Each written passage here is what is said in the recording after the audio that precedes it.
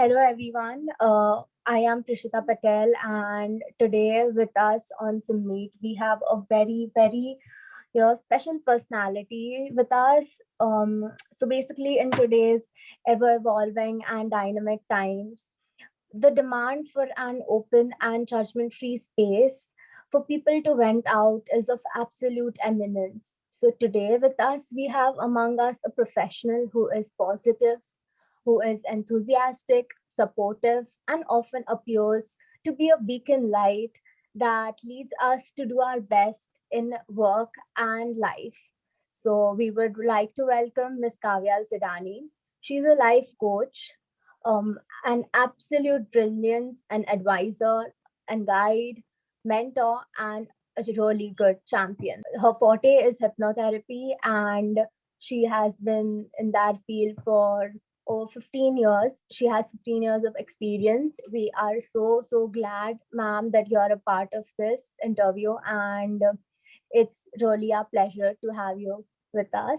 So moving on, we would like to know what was your driving motive to take up this as your career, and how has been your journey, as the founder of Rise Above? Okay. Um, so I've said this out many times in public. I never graduated to be a psychotherapist. It was that depression and the struggle of getting out of it, which kind of forced me and pushed me into learning everything about the mind, the body, your emotions. It somehow connected me to people who were helping me to heal. And when I started swimming in that information, I started realizing that this seems so familiar to my soul. It is like, I can do this, I should do this. And I came to a point at one party, which I distinctly remember. Um, I used to have this habit of binge drinking because I just wanted to get out of my current state of mind. I literally just wanted to escape my reality. And at one point of time in one of those parties, which was on a yacht, I remember having 6 shots of a very potent alcohol, and I just wanted to jump off. And it was when someone tapped me on my shoulder and said, "What are you trying to do?" that I realized that, my God, I think, was I was I that close? Did I really want to jump off? It was really bad. In that split second of me being in that state was when I decided that, no, I'm going to take a different life path now. And the same depression that I had, I'm going to help other people come out of it. That's where the name Rise Above came from, because it was me who was trying to rise above my own shitty state. It was me who was trying to rise above my own problems and my own mindsets. And I kept telling myself that, Kavyal, just rise above. This is a phase, rise above it. This is a block, rise above it. And that's when Rise Above came across. Um, the unfortunate thing for me is that because I literally missed out on all the formal education that psychology had to offer, um, I never went to college and learned a bachelor's of psychology and a master's of psychology. I literally swam into the applied psychology. I literally swam into the therapy, hardcore therapy. How do you help somebody out? So no one in college told me what not to do. I was never given a set of rules that this is how you can be, this is how you can't be. And I literally intuitively went in with the connect that I have this person in front of me. If this person was me, what would I need? What would I do? So I came across as a very raw, very passionate, but a very raw therapist, which I think today works in my favor. Because when nobody tells you what not to do, then you have the whole ocean to yourself, right? You have the whole sky to yourself. You can do whatever you want, and that works. So it was the depression that kind of got me onto this journey, and I wouldn't have it any other Right. I'm getting goosebumps. I literally got goosebumps. I'm not gonna lie. Like, everyone like goes through their own times. There are times. No, as you speak about that you're getting goosebumps. This is not even half the story. I think I have gone through the first half of my life was extremely difficult. Um, there has been several kinds of, I went through sexual abuse before, when I was much younger, when we didn't know all of this was called sexual abuse. I went through almost being raped by somebody at one point of time when I was in college. I went through physical abuse. I went through rejection after rejection after rejection from the people that I loved. And at that point of time, I kept feeling like, my God, why is it that it is me on the receiving end of so much pain? Today, I realized that the universe always has a perfect plan for all of us. That if I didn't go through all of that abuse, I would not be prepared for what I'm doing today. It is because of all the history of everything that happened to me that I can completely connect and understand the client at this point of time and say, okay, I understand what you're going through because I've been there. And if I've been there, I've come out of it. If I've come out of it, you can come out of it. So it was literally education being fed to you in the veins, like an IV of everything that is to come in the world. But yes, no matter what state you are in, for all of you out there, no matter whatever your state is, if you're feeling unsuccessful at work, if you're feeling like you're being compared, if you're feeling like you're not good enough, all of this is literally education. This experience is going to help you with something else. Right. I mean, I don't have words, to be honest. It's just, when I have my few problems, I'm just like not crying, but I don't know. Like, it just happens, and I'm like, why is it happening? Why is it happening? But when I hear your story, it's like my problems are literally nothing. They aren't even problems, right? So, Yeah, and the one thing you said is that you did not have any knowledge, right? You did not study therapy, like got a degree. And yeah, that is so different, from other people. Like, there are people going to college, getting degrees, and then starting. But mm, it was, you were in that phase. So I don't think so any person who has gotten like 4 or 5 degrees, after even getting that amount of knowledge, but you have gone through it, so that is like a yeah, upper hand, so that you actually understand, like, yeah, way more. So, yeah. leading to the next question, what are some of the most meaningful goals that your coaching has allowed the clients to actualize? What I really work on is, I want this person to see himself or herself in their highest potential. Okay, I want to get them out of their victim stage. I want them to reach a space of self actualization. I want them to go through the journey in a way that I did, that every single thing that has happened, um, can we forgive it? And if we can forgive it, we can remove the gifts out of it. It gives us a lot of clarity. Like I just told you my story, and I realized that there was a reason why I went through all of that. I looked for the client going through that journey to look for the beauty in whatever has happened to them. So I work a lot on forgiveness. I work a lot on clarity and personal power. That we have such low boundaries. We give our power away. We believe that, no, I couldn't, like, I can't do this. No, you have a certain personal power. You have a certain choice. You have a certain say in everything in your life. Our life can change like this in an instant. That is the most scary part. And I literally handhold my clients through it. I said, no, one step at a time, take this decision, let's see what's happening, give it another week. Now, what happened? What's your fear? So, working on their fears, their insecurities, till they come to a place of clarity and personal power is what my clients speak with. So, including all this, I guess, we've got the answer to most of our questions. But how would you know if you have an anxiety problem, or if you happen to just feel something at the moment, feel anxious about something at the moment? So what would be your take on this, and any advice you can give, to overcome anxiety, any type of anxiety? Okay, all of us have an anxiety problem. Okay, all of us. There is not one single person on the planet who doesn't suffer anxiety. You have to Mm. understand where this comes from. when we were living in the jungles.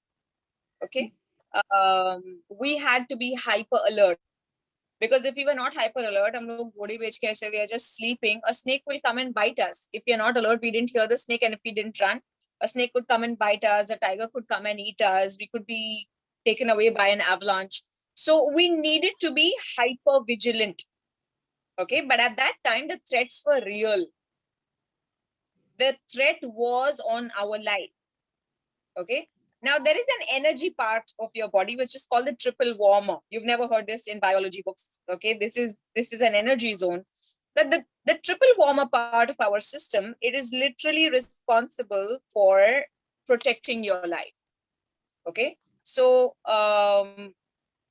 if there is an actual threat, there is a fire and you're very close to the fire, you will suddenly have so much energy in your body that you will be able to run like you've never run before. Okay, this is a triple warmer. So the triple warmer hijacks all the energy from your body just so that you can run and save your life. But at that time, the triple warmer was activated only and only when the threat was real. Guess when it's activated today? My internet is not working. Damn, damn, damn. The traffic is not moving. Damn, damn, damn. The teacher is not giving the assignment on time. Damn, damn, damn. Every time the triple warmer is bloody activated. Okay, now every time this guy is activated, I'm anxious because I need this to be done ASAP. I've not got enough likes. Now I'm anxious. Somebody didn't say something. Now I'm anxious. Somebody said something. Now I'm anxious. It's literally become like a habit. Okay. We need to really calm down and tell ourselves, okay, is this even worth me being so activated? It's not worth it. If it's the internet is not here right now, good, it's time for me to take a screen break. Okay. But how do we know whether this is a phase or whether this is something that is a long-standing anxiety problem? If you are having the symptoms of anxiety for over 15 days, but if it is just a phase, it'll last you those 2-3 days and after that it'll go away. The same with depression as well, that we could have depressive phases which could last 3 days, 4 days, 5 days, which could last 7 days. But if you don't get help at that point of time, you could stay in a semi-depression state for years together till it becomes a habit. Okay, but before you start taking medicines for anxiety or depression, please try counseling, please try therapy, because I have seen so many people, they will jump to a psychiatrist, they'll get their medications written down, but they'll never pop up. And I'm like, did you take the medicine? No, I didn't end up taking it. I was scared I'll get addicted. So then how did it help you solve your problem? So either you psychiatrist and take the medication, or you go to a counselor and understand your issue and sort out that issue with your mind. Right? But yeah, it's literally the days. If it's something is lasting you for more than 10 to 12 days, please seek help. So as you said, right, if it's a phase, so do Yeah. you mean by like 2-3 days of continuous depression, of 2-3 days of continuous anxiety, and after the third day, you're back to normal, like, you forget? So Yes, you that could be. You could not necessarily that you will forget, but you will be able to pick up your pieces together and you will be able to move on. If it is an actual depressive space, no matter what you try, if you like movies, now you don't feel like going to movies. If you like food, now you can't stand the food. If you like to go for a walk, now you just can't get up from your bed. Okay, if all of this persists, like jo purani cheezein thi, whichever made you happy, now it doesn't make you happy, your behavior has drastically changed, then you really need to go and see a therapist. that's the phase when it's become permanent, right? There's Not nothing like permanent. permanent. Even when you go to a Yeah. salon and you say permanent straightening, it's going to last you 6 months, no? No. Right, But right. your permanent, we mean that yes, it could be a state which could last you 6 months to a year. If not healed, it could go on for a longer time. Like I said, because mine was undiagnosed and not healed, it went on for 4 years till I really began to understand that what is happening. Why am I doing this? Sometimes we create depressions. We have so much power that we create depressions on our own. And we don't admit it. We don't like to admit it. We will never acknowledge it. Ye mera kiya kara hai, but we do it. Because a depression has a huge payback. Okay, now this is very subconscious. कोई जानबूझ के नहीं करेगा. Okay, but subconsciously, when you are in a space of depression, everybody knows that अरे वो बेचारी depressed है. They will not give you any responsibility. Now they will take care of you. Now you're getting the attention. Now people are calling and saying, hey, how are you doing? Is everything okay? Is everything fine? And I love that attention because on a normal basis, I'm not getting that attention. So subconsciously, the payback of staying in a depression is huge. Until unless the person doesn't understand it, depression can become a very comfortable space. कि ठीक है ना यार, रोज रो लेते हैं, Netflix देख लेते हैं, खाना खा लेते हैं, सो लेते हैं, कुछ नहीं करना है, बाकी सब लोग संभाल रहे हैं. So for a few months, it would feel very good, even though it feels ridiculous. But if you don't find your personal power there, eventually all this attention is also going to go off, and you're going to lose time, you're going to lose your personal power, and then it's not going to be fun anymore. So when you come to a therapist, you start realizing, why are you creating this? I will put a ton of uncomfortable questions in your face and say, wow, what is the payback? What are you getting out of this? I'd be like, no, nothing. Sometimes they will find the answers. Sometimes it genuinely, it could be chemically caused. It could be a hormonal imbalance. It could be, it's not like all cases are not genuine. But yes, there are a lot of cases where, suppose now there's a pandemic, okay, and I've become so comfortable in front of the screen and Google Meets and Zoom calls that I don't want to go out into the public. Now, if I don't want to go out into the public, I will convince myself that I have some sort of anxiety. I have performance anxiety. I have social anxiety. I don't know how to talk to people. Rubbish. Absolute rubbish. Then I have to smack the client and say, you're creating this.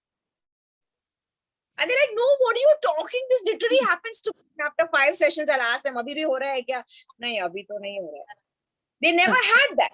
But we are all hypochondriacs. We love to go on Google Buy, and Google will tell us that, if you are sweating when you go out in public, if you don't know what you go out in public, if you're tongue-tied, this is social anxiety, and you believe that. You believe that shit. But it is shit. It is just what it is. Not every diagnosis that you give to yourself is true and honest. A lot of it is pure convenience. So like I said, no one told me what not to do, right? So I can be a brutally honest therapist. Sometimes my clients like it, sometimes they don't like it. But I will not mince my words, and I will not comfort them, and I will not support them in self-destruction. If it's not anxiety, it's not anxiety. I'll snap you out of it, but I will not allow you to stay in that space. I can say then Google is somewhere the problem, right? Like any small thing happens to a person, they'll actually type that, what is this? What is this? And it will give those big answers, give you some disease or something. Like, I don't know what. It's a big thing. Like, it's a very big topic, like we can go on talking about it on and on and on and on and never stop. Like, but we got a solution. Yeah. Crossed fingers. We got solution from you, and that's gonna help everyone out there. I know it. So I don't know if this one makes sense or not, but many of my friends, or I don't know if it's just this generation, if it's just the Gen Z, but there has been a pattern which has been observed, amongst, I don't know if it's just this generation or everyone. Why is it that we suddenly have the feeling of, wanting to cry, even though our day has been good, has been bad? There's no particular reason. It's just, you just cry. And then why is that happening? Like, what is it? Okay, so your generation, the Gen Z, the new, you all have not had it easy. Okay, it's not easy because, let me say, technology came and screwed it up for you. Okay, with technology, our boundaries became extremely weak. Now, I also know that you all have grown up a lot faster than we grew up. So what you all are at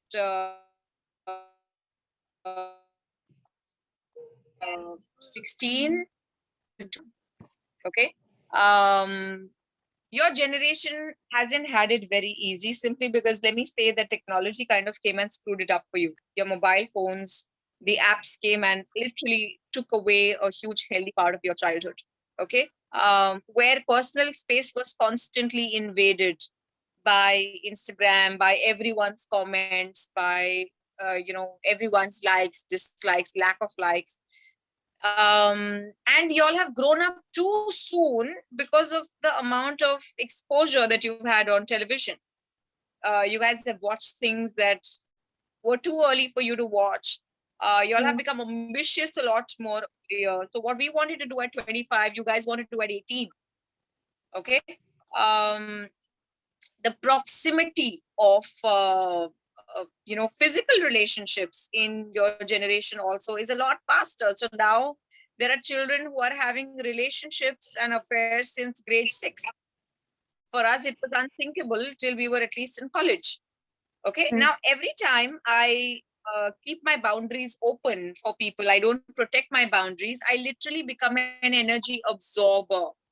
I absorb other people's energy, and now I don't know what the hell is happening to me. So if there is somebody who is angry, I can snap like this and I can become angry. If there's somebody who's cranky, I will become cranky. It literally means I'm absorbing everyone's emotions around me. And the amount of mobile phone usage is causing something called neurological fatigue. Your brain is getting tired. Now, crying unnecessarily without really having a reason could be two of them. One, either you're going through neurological fatigue and your brain is rebelling, saying, "Chhod de abhi, just let me relax and let me calm down," or you are absorbing too much energy from people that you're not even aware of. And your space is compromised, your personal space is compromised. That is why this crying could happen. So the next question is, again, one more pattern has been observed in this pandemic among people. There is uncertainty about everything. For us, for everyone, there's that uncertainty. You don't know what is going to happen in the future. For students, it's become like we had somewhere before this pandemic, we had it planned. After 4 years of graduation, we're going to go for MS and everything. But now at this point, with everything happening, there's not even a bit of clarity like what is going to happen next. So it's somewhere it just messes you up. So how do you deal with that kind of a phase? Yeah. So, see, certainty is a very, very important part of all of us feeling okay, us feeling normal, us feeling in control. Okay. It's one of the major needs that we have as human beings. When the certainty is taken away, we tend to start feeling lost. We tend to start feeling angry. We tend to start feeling out of control. We tend to start feeling like, what's the point? There's no point. The body and the mind both love routine. So sometimes when things are not in our control, they are in somebody else's control who knows exactly what to do for you in your favor. I've come to that conclusion. What's meant to Yeah. happen, it is going to happen anyhow. So Yeah. leading to the next question. Yeah. So today, social media is a bane and boon in our lives. As far as it comes with its own benefits, people often end up comparing themselves with others on social media, which generally takes a toll on them. So in such situations, what are some ways that we can keep up with our mental space? There was something that could be banned or something that could be absolutely illegal. Honestly, I wish it would be social media. Okay, because it has given all of us a distraction, which in place of a distraction is now becoming a monster and it's taking over our lives. I am continuously seeing anxieties, comparisons, depressions caused due to what was posted, how it was liked, how it was not. But the only way to keep yourself safe is constantly reminding yourself that that's a fake world. It is not real. Okay. The more you are into social media, the more you're losing your social skills, the more you are actually disconnecting from your thickest and the strongest of friends. You're disconnecting from your parents. Also, it is setting in something called an imposter syndrome. Okay, now because we are so used to being behind a filter, we are so used to having the selfie stick in our hand or the phone in our hand in such a way where only my best angle can come up. I can control the change, tone, color, everything of that picture, of that video, and I will only put out the best product. Okay, so now I have an imposter syndrome when I'm actually out in front of people that I may not be as good as they are perceiving me to be. Okay, now you have to start realizing that the negative impact of comparison and social media is huge. It is literally taking half your life.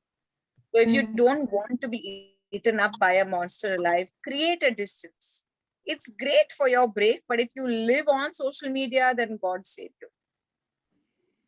If you would not do 20 lines of cocaine every day and 12 bottles of whiskey every single day, you should not be doing as much of social media as you are. Okay, it's equally and as dangerous. Fortunately, the drugs are at least banned, so it's hard to find. So it's rare. But this is not even banned. Unconsciously, it's going to take over our minds and our lives. People have that question, when is that exact time where you need to cut off social media from you? Like, what is that time phase? Like, when is that time, where you have to cut it off, and how long can that be? The minute you start realizing that you are now going into anxieties and depressions and not liking your own body and not liking your own work because you're constantly comparing it to other people, you really need to stop. That is sometimes the first step of therapy that I'm dealing. When I'm dealing with teenagers, I'm like, delete the damn app. Right. Delete it. Whoever it is that you are following that makes you feel a certain way indirectly because of your comparisons, block those people. Because they have to be, if you're a drunkard, you're an alcoholic, you can't be sitting in front of a bar the whole time and being tested, right? कि नहीं नहीं पीना 10 bottles पड़े हैं लेकिन नहीं पीना ऐसा नहीं होता. You got to take those bottles away. You got to take the triggers away. So when you start realizing that a lot of your triggers are coming by comparison from other people, it's time to stop. It's time to unfollow all of those people. So that's going to be helpful. And lastly, what would be your message that would help the people out there? A simple message you would like to give everyone out there? I think if we could really change one thing that could make lives easier for a lot of us is consciously bringing in more respect for everything and everybody. So we can just do a short segment, like it's going to be a fun element to the interview. First question, what would be the title of your autobiography if one has to be made?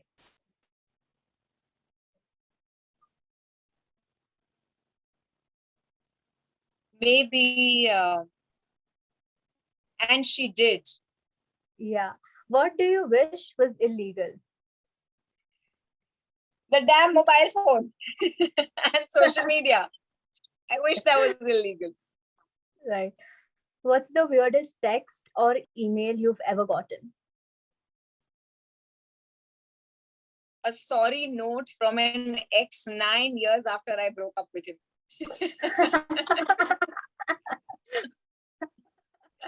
Like saying, I'm so sorry I missed out on you. It took me 9 years to understand what you were. So yeah, but that was weird after 9 years. Last one. What movie quotes do you use on a regular basis? I actually don't use movie quotes at all. I use a lot of songs. I use a lot of abuses. That is my way of creative expression when I want to. I don't use quotes. I do use a lot of songs for reference. Sometimes I sit and I sing with my client. If I find a song that is suiting their space, I will put on that music. I will sit with my client and I'll say, you're going to listen to this, I'm going to listen to this, and we sing it together. So I use a lot of music. I don't use quotes. It's brought so much positivity. It's brought hopes in its own ways. And right, what you said, it happens for a reason.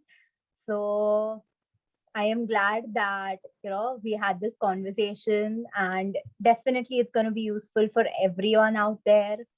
And thank you so much. Thank you, Prishita. Thank you, Thank Aditya, and you. everyone who's here helping. Thank you so very much for having me on board, and all the best. Thank you. Bye bye. Bye bye.